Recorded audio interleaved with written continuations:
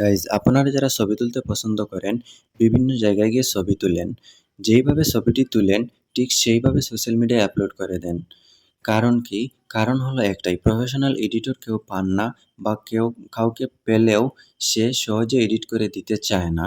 সেই কারণে যেভাবে ছবিটি শ্যুট করেন ঠিক সেইভাবে সোশ্যাল মিডিয়াতে আপলোড করে দেন। আপনাদেরকে আজকে এমন একটি অ্যাপের সাথে পরিচয় করিয়ে দিব, যেই অ্যাপটি দিয়ে এক ক্লিকে ১ সেকেন্ডের মধ্যে প্রফেশনাল ফটো এডিট করতে পারবেন। তো চলুন দেখে আসি কিভাবে কাজটি করবেন। কাজটি করার জন্য স্ন্যাপচ্যাট অ্যাপটি ইনস্টল করে নেবেন। ইনস্টল হয়ে যাওয়ার পর ওপেন করবেন, প্লাস আইকনে ক্লিক করবেন, তারপর যে ফটোটি এডিট করতে চান সেই ফটোটি সিলেক্ট করে নিয়ে আসবেন। তারপর এখন দেখেন উপর দিকে এই অপশনে ক্লিক করবেন, তারপর কিউআর লকে ক্লিক করবেন।